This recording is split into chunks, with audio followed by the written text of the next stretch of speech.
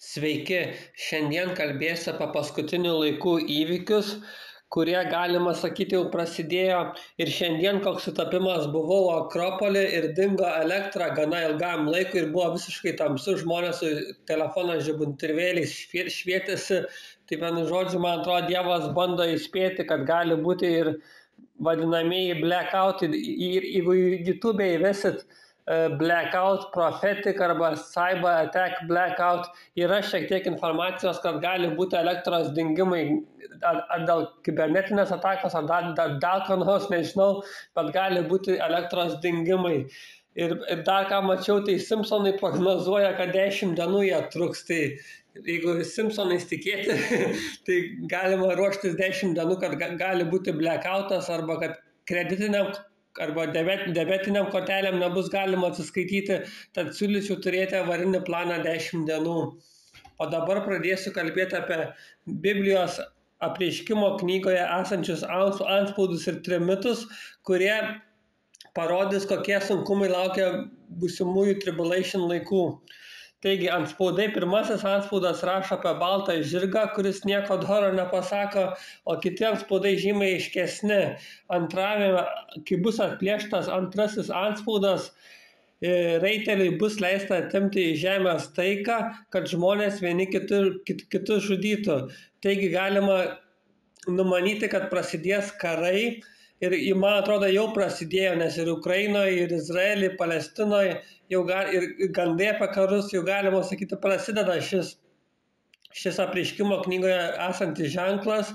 Ir dar ką mačiau, tai yra pranašų YouTube, kurie teigia, kad Lenkija gali būti atakuota Rusijos ir manau, tada būtų aktyvuotas 5 straipsnis ir gali 3 pasaulinis kilti, bet aš nemanau, kad tai dar įvyks labai greitai, nes dažniausiai dideli įvykiai vyksta per šmyto metus. Aš dabar parodysiu lentelę su šmyto metais. Vienu žodžiu, didžiausia tikimybė, kad kiltų didžiulis karas būtų per šmyto metus, o jie sekantys šmyto metai yra 228, 229, 229, ypač tikimybė didelė. Ir koks sutapimas, Zelenskis irgi sakė, kad Rusija gali pradėti naujus karus 2028 metais. Tad, man atrodo, yra padidėjęs šansas, kad per būsimuosius šmyto metus Rusija paumės biški. Ir kas čia žino, gal ir Lietuvoje kas nors prasidės, bet reikia melstis, kad nebūtų nieko, nes mes galime su malda pakeisti viską. Tad svarbu melstis, kad Lietuvoje nebūtų karo. Ir kaip jau sakiau, didžiausia tikimybė, kad Rusija paumės 2028, 2029 metais per šmyto metus, nes visada kas 7 metai kas nors labai negero nutinka. Ir Ukrainos karas prasidėjo 22 metais ir Kinijos ekonominis krešas buvo 15 metais per šmyto metus, JAV ekonominė krizė per šmyto metus 28 ir man atrodo tie dangoraižių griuvimai JAV irgi buvo per šmyto metus. Tad per šmyto metus visada didžiulės nelaimės ir galima tikėtis, kad per sekančius šmyto metus 228, man atrodo, rugsėjį ar spalį prasideda, neatsimenu, ir baigęs 220, pažiūrėti Google, atsiprašau, jeigu pamalosiu mėnesį, bet šiais metais gali būti didelis Rusijos ar koks kitas pasaulinis įvykis, pavyzdžiui, naujas virusas, dar kas nors, vienu žodžiu, visada būna nelaimių per tos metus. Trečias antspaudas, kuris, kai bus atplėštas, tai rašo Biblijoje, bus kviečių stopa už denarą. Čia, man atrodo, gali būti ir hiperinfliacijos šiek tiek, nes denaras reiškia dienos atlygis, o kviečių stopa tiesiog maistas, tai gali reikšti, kad žmonės dirbs visą dieną, kad nusipirkti maisto dėl tos hiperinfliacijos ar kas tam bus. Ir kaip apsisaugoti, tai siūlyčiau nusipirkti šiek tiek aukso ir sidabro. Jeigu neturite pinigų auksui, sidabro žymiai gali turėti atnešti didesnę naudą, gali būti vienu žodžiu, sidabras gali nešti didesnę naudą jums. Siūlyčiau turėti šiek tiek, kad apsisaugoti, nebūtina investuoti tūkstančius, nes pavyzdžiui, Venezueloje, kur buvo hiperinfliacija, tai uncija sidabro pramaitino mažiausiai kelis mėnesius, o ta uncija sidabro dabar kainuoja apie 27 eurus. Tik aišku, niekas nežino, kada bus tada hiperinfliacija. Ir dabar žmonės galvoja, kad jau tos kainos aprimo, bet daug ekonomistų mano, kad taip ir mane, kad taip ir bus. Pavyzdžiui, jeigu YouTube įvesit deflation, then hyperinflation. Daug ekonomistų numatė, kad iš pradžių eis defliacija, o tik po to hyperinfliacija. Tad su infliacija dar gali būti kova nebaigta. Toliau sekantis antspaudas yra ketvirtasis. Jiem buvo duota valdžia ketvirtadaliai žemės, kad žudytų kardu, badu, maru ir žemės žvėrių dantimis. Tai reiškia, kad gali būti nauji marai, nauji virusai, žymiai pavojingesni nei koronavirusas. Gali būti žemės žvėris suaktyvuoti, kad pultų žmonės. Ir dabar jau matėm, žiniasklaida rašė, kad vilkai ar kas ten nebijo žmonių kaimuose ir panašiai puola sodybas, jau ženklų yra. Ir dėl naujų virusų irgi ženklų yra, pavyzdžiui, JAV, New York'e jau ligoninės kažkokios ruošiasi Marburgo ar kokią ten viruso pasiruošimai, kuris yra žymiai pavojingesnis nei koronavirusas. Tad gali būti naujų virusų, gali žemės žvėris pulti žmonės ir panašiai. Penktasis ženklas, tai pamačiau sielas nužudytojų dėl Dievo žodžio ir dėl liudijimo, kurie jie yra davę. Tai kad Dievo žmonės gali būti žudomi, bet 144 000 Dievo tarnų bus apsaugoti. Tad jeigu dažnai matote skaičius 144, tai yra labai geras ženklas. Dievo tarnai bus apsaugoti 144 000. Ir manau, sekantis ženklas, antspaudas, didelis žemės drebėjimas, saulė pasidarė juoda kaip ašutinis maišas, visas mėnulis paraudo lyg kraujas, o dangaus žvaigždės ėmė kristi žemėn.